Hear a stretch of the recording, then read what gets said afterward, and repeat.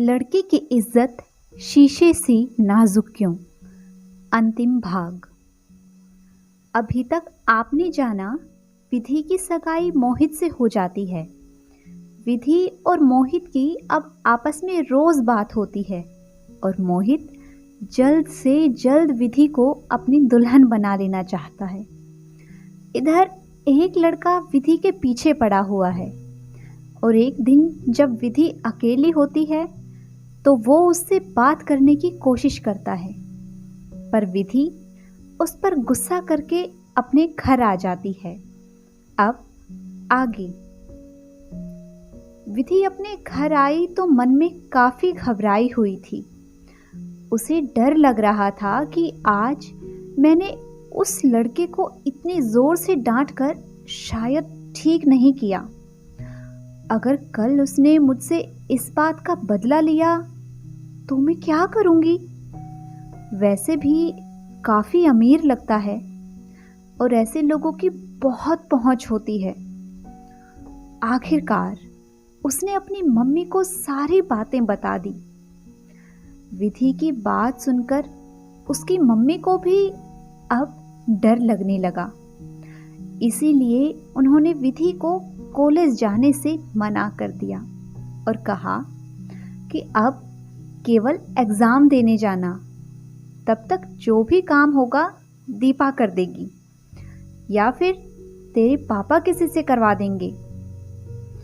विधि को भी अपनी मम्मी की बात सही लगी और इसीलिए वो दीपा के घर गई उससे मिलने और उसे बताया कि कॉलेज में जो भी पढ़ाई हो उसके नोट्स मुझे दे देना प्लीज। पर क्यों? दीपा को विधि की बात समझ नहीं आई। तब विधि ने उसे पूरी बात बताई। दीपा ने सुना तो विधि को समझाने लगी। तू बेकार में डर रही है यार। सोच, कितने दिन से वो तेरा इंतजार कर रहा है, पर कभी उसने कोई बदतमीजी नहीं की। तू ठीक कह रही है, पर कल मैंने उसे बहुत जोर से डांट कर बात की थी। सच बोलूं तो मुझे उस पर बहुत गुस्सा आ रहा है। कितनी शांति थी मेरी जिंदगी में, पर उसकी वजह से मैं परेशान हो गई हूं और अब और परेशानी नहीं चाहती। बस इसीलिए तेरी मदद चाहिए मुझे। ठीक है विधि, तू ज्यादा परेशान मत हो, मैं दे दूंगी सारे नोट्स तुझे। फिर थोड़ी देर दोनों सहेलियों ने बातें की और फिर विधि अपने घर आ गई। रात में जब मोहित का फोन आया उस समय विधि पढ़ाई कर रही थी, इसीलिए बगैर देखे ही फोन को कान से लगा लिया। हेलो हेलो, कौन बोल रहा है? क्या यार, यहां मैं तुम्हें याद कर करके बेचैन हूं और तुम मेरी आवाज भी नहीं पहचानती। ओ सॉरी मोहित, क्या है ना, मैंने बगैर देखे फोन अपने कान से लगा लिया था। एग्जाम है ना, इसीलिए पढ़ रही थी। ठीक है, कोई बात नहीं, पर ये बताओ कब तक हैं तुम्हारे एग्जाम? इस महीने की 30 तारीख तक। चलो, तुम्हारे इम्तिहान खत्म हो तो मेरे भी खत्म होंगे। आपको कौन से एग्जाम देने हैं? अजी, हमारे सब्र का इम्तिहान। ये किसी एग्जाम से कम है क्या? हमारे दिल से पूछो, जो हर वक्त बस तुम्हारा साथ चाहता है, और तुम हो कि कभी मुझे याद ही नहीं करती। मोहित, अगर याद करने से आपका मतलब आपके बारे में खास तौर पर सोचना है तो ऐसा नहीं होता। याद तो उसे करो ना जिसे एक पल के लिए भी भूलूं। आप तो हर वक्त मेरे दिलो दिमाग पर छाए रहते हो।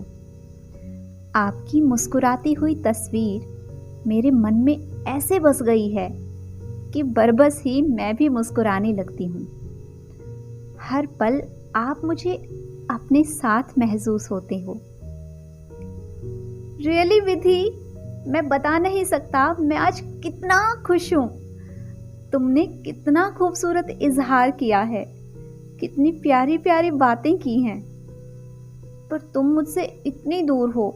बस अब मैं कल ही मम्मी पापा को तुम्हारे घर भेजता हूँ, शादी की तारीख तय करने। अब मैं ज़्यादा दिन तुमसे दूर नहीं रह सकता। मुझे तो बस अब उसी दिन का इंतज़ार है जब तुम केवल मेरी होगी और मैं तुम्हारा। कितना हसीन मंजर होगा जब हम एक दूसरे को देखेंगे। हमारे लफ्ज़ खामोश होंगे और आंखों में बातें होंगी। विधि मोहित की बातें सुनकर शर्म से पानी पानी हो रही थी। उसने आहिस्ता से कहा, जी मैं फ़ोन रखती हूँ। ठीक है रखो, पर सुनो, वो दिन जल्दी ही आएगा जब तुम लाल जोड़े में मेरे लिए सजोगी और मैं तुम्हें हमेशा के लिए अपना बना लूंगा। मोहित बोल रहा था और विधि ने फ़ोन रख दिया, फिर मुस्कुराने लगी। अपने तय समय पर विधि के एग्ज़ाम शुरू हुए और जब वो पेपर देकर बाहर निकली तो वो अजनबी नौजवान कहीं नजर नहीं आया। यह देखकर विधि ने कि चलो मुसीबत से पीछा छूटा। बड़े आराम से विधि ने सारे पेपर दिए और आज आखिरी पेपर था, वो भी खत्म हो गया था। विधि और दीपा दोनों खुशी खुशी पेपर देकर बाहर निकली कि दीपा ने विधि को इशारा किया, विधि देख, आ गया तेरा आशिक।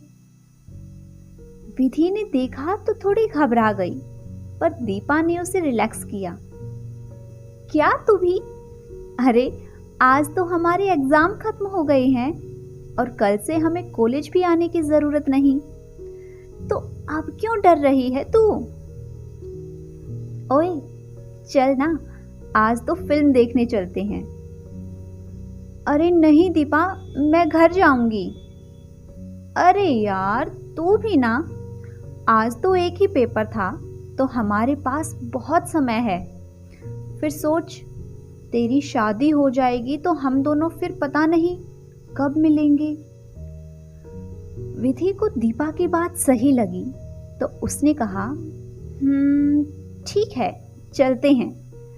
तब दीपा ने कहा, अगर हम बस से गए तो हमारी फिल्म छूट जाएगी। चल आज तेरे आशिक की हेल्प लेते हैं, वो बेचारा भी खुश हो जाएगा। कितने दिन से तेरी एक नज़र के लिए बेताब हुए जा रहा है। विधि ने पहले तो मना किया, पर जब दीपा ने समझाया कि किसी को कुछ पता नहीं चलेगा और फिर कल से हमें कॉलेज भी नहीं आना है, तो तेरा आशिक भी तुझे कहाँ ढूंढेगा। फिर दीपा विधि का हाथ पकड़कर उसे अजनबी लड़के की गाड़ी के पास ले गई और बोली, सुनिए मिस्टर, क्या आप मेरी सहेली का इंतजार कर रहे हैं? नौजवान ने दीपा की बात सुनी तो अचकचा गया, जैसे उसे अपने कानों पर यकीन ही नहीं हो रहा हो। फिर भी जल्दी से बोला, जी। तो क्या आप हमें पिक्चर पैलेस तक ड्रॉप कर सकते हैं? जी क्यों नहीं, जरूर। लड़के ने आगे बढ़कर गाड़ी का दरवाजा खोला और दीपा पीछे बैठ गई। जब विधि भी पीछे बैठने लगी तो उस लड़के ने टोका, आप आगे बैठ जाइए, नहीं तो मैं ड्राइवर लगूंगा आप दोनों का। तब दीपा ने कहा, हाँ विधि बैठ जाना, ठीक ही तो कह रहा है। फिर विधि उस लड़के के साथ आगे बैठ गई, पर पता नहीं क्यों आज उस लड़के के होठों पर मुस्कुराहट नहीं थी। उसका चेहरा उदास हो गया था। तभी उस लड़के का फोन बजा। हेलो। हाँ यार बोल। अरे यार मुझे अपने लिए शेरवानी सिलेक्ट करनी थी, मेरे साथ चलना। या श्योर, मैं अभी पिक्चर पैलेस तक जा रहा हूँ, तू भी वहीं पर आ जा, फिर साथ ही चलेंगे। ओके, मैं वहीं पहुंचकर तेरा इंतज़ार करूँगा। Okay bye. थोड़ी देर बाद पिक्चर पैलेस आ गया। पहले कार से दीपा उतरी, फिर उस अजनबी लड़के ने विधि की तरफ का गेट खोलकर उसे उतारने में मदद की। उतरते समय विधि का दुपट्टा सीट में फंस गया, जिसे छुड़ाने में उस लड़के ने मदद की। यह सब वहीं खड़े मोहित ने देख लिया। विधि कार से उतरी तो सामने ही मोहित खड़ा था। जैसे ही वो मोहित को सब बताने के लिए आगे बढ़ी, पर वो विधि को इग्नोर करके आगे बढ़ गया। और वो अजनबी, जो अब तक आप समझ गए होंगे, आकाश है। उसने अपनी जेब से 500 रुपये निकाले और विधि को देते हुए कहा, आप मेरे साथ आई हैं तो आपको फिल्म दिखाने का फर्ज मेरा है। वैसे मैं आपके साथ फिल्म ज़रूर देखता, पर मेरे दोस्त को अभी मेरी ज़रूरत है। आप पैसे रखिए, मैं चलता हूँ। विधि के हाथ से नोट ज़मीन पर गिर पड़ा। वो इस हालत में थी कि काश अभी ज़मीन फट जाए और वो उसमें समा जाए। दीपा उसे लेकर घर आ गई थी। पूरा 1 हफ्ता हो गया था इस बात को, और जाने कितनी बार विधि ने मोहित को फ़ोन किया, पर मोहित उसका कॉल उठा ही नहीं रहा था। आखिरकार उसके पापा ने मोहित के पापा को फ़ोन किया, और जब उनकी बात हुई तो विधि के पापा सन्न रह गए। मोहित के पापा ने बताया, भाई साहब, आपकी बेटी के लक्षण अच्छे नहीं और हम आंखों देखी मक्खी नहीं निगल सकते। इस घटना के बाद विधि गुमसुम सी हो गई थी। वो एकदम चुप रहने लगी थी। इसीलिए कहा गया है, बेवकूफ दोस्त से दुश्मन भला। काश मोहित एक बार विधि की बात सुनकर तब फैसला लेता, और वो आकाश जो खुद के लिए पाक लड़की की ख्वाहिश रखता है, पर दूसरी लड़कियों को परखता रहता है। क्या ऐसा करना सही है? पर अफसोस अधिकांश ऐसा ही देखने को मिलता है। जैसे ये लोग इंतजार ही करते हैं कि किसी लड़की पर तोहमत लगाई जाए और लोगों को बातें बनाने का मौका मिल जाए। प्लीज़, अगर आपके आसपास ऐसा कुछ हो रहा है तो एक बार, बस एक बार उस लड़की को अपनी बात कहने का मौका दीजिए। अंत में बस यही सवाल हम सबके सामने रह जाता है, आखिर एक लड़की की इज्जत शीशे सी नाजुक क्यों? तो दोस्तों, अगर आप सभी को आज की ये कहानी पसंद आई है तो वीडियो को लाइक कीजिए, शेयर कीजिए, और अगर आपने अभी तक हमारे चैनल को सब्सक्राइब नहीं किया है तो जल्दी से चैनल को सब्सक्राइब कर लें। Thanks for watching.